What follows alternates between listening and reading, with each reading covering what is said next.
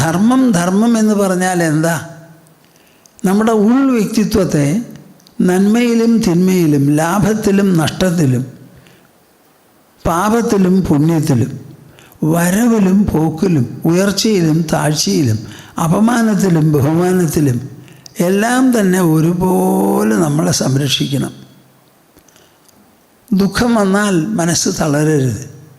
സുഖം വന്നാൽ മതിവിട്ട് തുള്ളിച്ചാടാനും പാടില്ല. എന്തെല്ലാം അനുഭവങ്ങളുണ്ടോ അതിനെ മുഴുവൻ സ്വീകരിക്കുക. ഭൂമി എന്താ ചെയ്യണത്? അതിൻ്റെ മുകളിൽ എന്തൊക്കെയാണ് നടക്കണത്? അങ്ങനെയൊക്കെ നടക്കുന്നുണ്ടെങ്കിലും ഭൂമി ക്ഷോഭിക്കുന്നുണ്ടോ? എപ്പോഴും ഇല്ല, വല്ലപ്പോഴും ഇല്ല. ആ ഭൂമിക്ക് പിറന്ന കുട്ടികൾ എന്നുള്ള നിലയ്ക്ക് ആ ഭൂമിയുടെ ക്ഷമയും സഹനശക്തിയും വിവേകവും വൈരാഗ്യവും ഒക്കെ നമുക്ക് വേണം. മനസ്സിലായോ നിങ്ങൾക്ക്? അപ്പോൾ ഈ ധർമ്മം എന്താണെന്ന് ചോദിച്ചാൽ ആരും പെട്ടെന്ന് പറയാൻ പറ്റില്ല. അപ്പോൾ ഇവിടെ നാരദൻ യുധിഷ്ഠിരനോട് പറയുകയാണ്, യുധിഷ്ഠിരൻ്റെ ചോദ്യത്തിന് മറുപടിയായിട്ട്, ധർമ്മം എന്താണെന്ന്. നമ്മുടെ ധർമ്മത്തിൽ കാര്യമായ 12 വാക്കുകളുണ്ട്. എന്താ 12 വാക്കുകളെന്നറിയോ നിങ്ങൾക്ക്? ഒന്ന്, മനുഷ്യരുടെ സ്വഭാവവിശേഷത്തിൽ വെച്ച് തരംതിരിക്കുന്ന ഒരു നിർവചനമാണത്. ബ്രാഹ്മണൻ, ക്ഷത്രിയൻ, വൈശ്യൻ, ശൂദ്രൻ എന്ന് പറയും. അതങ്ങനെ പറയുന്നതിന് പകരം എനിക്ക് ബ്രഹ്മസ്വഭാവമുള്ളവർ എന്ന് പറയാനാണ് ഇഷ്ടം. ക്ഷാത്രസ്വഭാവമുള്ളവർ, വൈശ്യസ്വഭാവമുള്ളവർ, ശൂദ്രസ്വഭാവമുള്ളവർ. ബ്രഹ്മസ്വഭാവമുള്ളവരൊക്കെ നല്ല ബുദ്ധിമാന്മാരും വിചിന്തന കുശലന്മാരുമാവും. ക്ഷത്രിയന്മാരോ നല്ല കയ്യൂക്കും മിടുക്കുമൊക്കെയാണ് അവരുടെ. സത്യവും ധർമ്മവും ഒക്കെ നോക്കി അതിനെ പരിരക്ഷിക്കാൻ അവർ തൻ്റെ ശരീരത്തിന് പൂർണ്ണമായി ത്യജിക്കാൻ വരെ തയ്യാറാണ്. അവർ പല വിധത്തിലുള്ള കായിക പരിശീലനങ്ങളും അസ്ത്രശസ്ത്ര വിദ്യയുമെല്ലാം കരസ്ഥമാക്കി തൻ്റെ ജീവിതത്തെ എവിടെയൊക്കെ അധർമ്മമുണ്ടോ അനീതിയുണ്ടോ അതിനെ നിർത്താൻ വേണ്ടി ചെന്ന് നേരിട്ടൊരൊറ്റ ചാട്ടാചാടും. അതാണ് അവരുടെ സ്വഭാവം. ഈ സ്വഭാവം അവരുണ്ടാക്കിയതല്ല, അവർ ജനിക്കുമ്പോൾ അവർക്ക് കിട്ടിയതാണ്. അപ്പോൾ പ്രകൃതി രൂപപ്പെടുത്തിയതാണ് ഈ 4 കൂട്ടർ: ബ്രാഹ്മണൻ, ക്ഷത്രിയൻ, വൈശ്യൻ, ശൂദ്രൻ.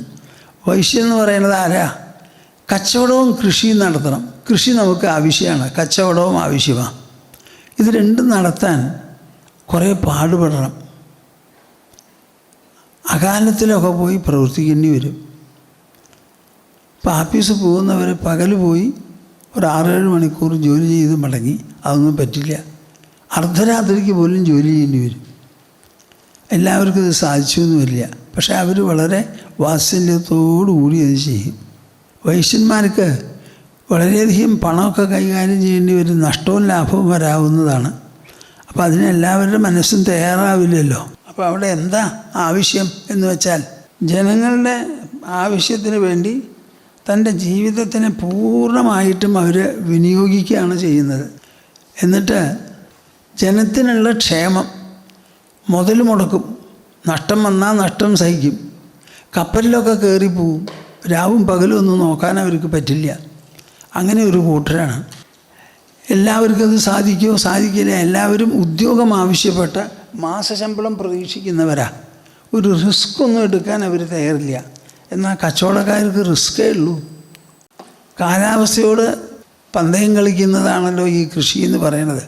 പെട്ടെന്ന് നഷ്ടം വരും, വെള്ളപ്പൊക്കം വരും, മഴയില്ലായ്മ കൊണ്ട് വരൾച്ച വരും, കീടബാധകളൊക്കെ ഉണ്ടായി എന്ന് വരും. പലതരത്തിലുള്ള വിഷമങ്ങളുണ്ടാവും.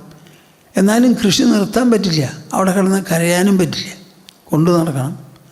പിന്നെ തൻ്റെ ശരീരത്തിൻ്റെ മെയ്യും മെടുക്കുമൊക്കെ ഉണ്ടല്ലോ, ആ മെയ് ബലം കൊടുത്ത് മറ്റുള്ളവരെ സേവനം ചെയ്യുന്ന കൂട്ടർ, അവരാണ് ഈ ശൂദ്രന്മാർ എന്ന് പറയുന്നത്. ഇതിലാർക്കും ഉയർച്ചയും താഴ്ചയും ഇല്ല. സ്വഭാവവിശേഷവും കഴിവിൻ്റെ വ്യത്യാസവുമാണ്. അപ്പോൾ 4 കൂട്ടം വർണ്ണം. ഇനിയോ 4 ആശ്രമം. ആദ്യം കല്യാണം കഴിക്കുന്നത് വരെ ബ്രഹ്മചര്യം, കഴിച്ചാൽ ദാമ്പത്യ ജീവിതം, ഗൃഹസ്ഥാശ്രമം.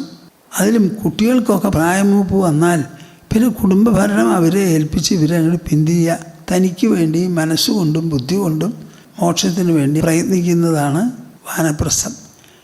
അതിൽ നല്ല പോലെ ജീവിക്കാൻ സാധിച്ചാൽ അവർ സന്യസിക്കും. അതാണ് സന്യാസം. ഞങ്ങളൊക്കെ സന്യാസിമാരാ. ഇത് സന്യാസം എന്ന് പറഞ്ഞാൽ കല്യാണം കഴിക്കാതെ ബ്രഹ്മചാരികളായിരിക്കുന്നവർക്ക് മാത്രമേ ഉള്ളൂ എന്ന് നിങ്ങൾ വിചാരിക്കരുത്. ബ്രഹ്മചര്യത്തിൽ നിന്ന് അപൂർവം ചിലരെ സന്യാസത്തിലേക്ക് പോവുള്ളൂ. അല്ലാത്തവരൊക്കെ ബ്രഹ്മചാരിയായിരുന്ന് പഠിച്ച് കല്യാണം കഴിഞ്ഞ് 1-2 കുട്ടികൾ തങ്ങളുടെ സ്ഥാനം നികത്താൻ വേണ്ടി ജനിച്ചതിന് ശേഷം കുട്ടികൾക്ക് പ്രായപൂർത്തി വന്നു എന്നുണ്ടെങ്കിൽ അവർ വീടങ്ങോട്ട് വിട്ടു പോവായി. അത് ഭാര്യയും ഭർത്താവും കൂടിയിട്ടാണ് പോവുക, അതിന് വിരോധമില്ല. ആ ജീവിതം ഭംഗിയായി നടത്താൻ സാധിച്ചു, അവർക്ക് കോട്ടവും കുറവൊന്നും ഉണ്ടായില്ല എന്ന് വെച്ചാൽ അപ്പം പിന്നെ അവർ സന്യാസി. സന്യാസം എന്ന് പറഞ്ഞാൽ എന്താ അർത്ഥം? ഇഹലോക പരലോക ബന്ധങ്ങൾ രണ്ടിനെയും വിട്ടങ്ങോട്ട് കളയുക. നാം സ്വർഗത്തിൽ നിന്നൊന്നും പ്രതീക്ഷിക്കുന്നില്ല, നരകത്തിന് ഭയപ്പെടുന്നുമില്ല. നന്മതിന്മകളുടെ പേരും പറഞ്ഞ് എല്ലാവരെയും വിഷമിപ്പിക്കരുത്. അഗ്നിയെ പുഷ്ടിപ്പെടുത്തിയാൽ അഗ്നി ആളി കത്തും. അപ്പോൾ എല്ലാവരോടും ഒരു സമമനോഭാവം നമുക്ക് വേണം, പേടിക്കാണ്ടിരിക്കണം. ആ സന്യാസിയായിട്ട് അങ്ങനെ അവസാനിക്കുക.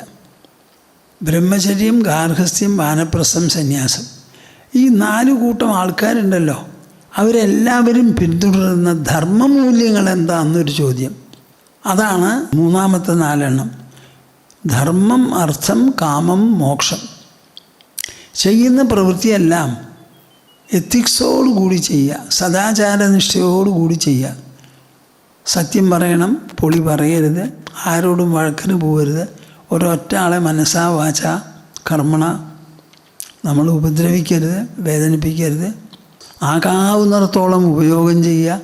അവനവൻ്റെ ശരീരം പരാർത്ഥനിഷ്ഠയ്ക്ക് വേണ്ടിയാണ്, സ്വാർത്ഥതയ്ക്ക് വേണ്ടിയല്ല എന്ന് മനസ്സിലാക്കി സന്യാസിയായിട്ട് ജീവിക്കുക. അപ്പോൾ എന്തായി? ബ്രാഹ്മണാദി വർണ്ണങ്ങൾ 4, ധർമാർത്ഥ കാമ മോക്ഷങ്ങൾ 4, ബ്രഹ്മചര്യം, ഗാർഹസ്ഥ്യം, വാനപ്രസ്ഥം, സന്യാസം എന്ന് പറയുന്ന 4. അപ്പം 3, 4, 12. ഈ 12 അംഗങ്ങളാണ് ധർമ്മത്തിലുള്ളത്.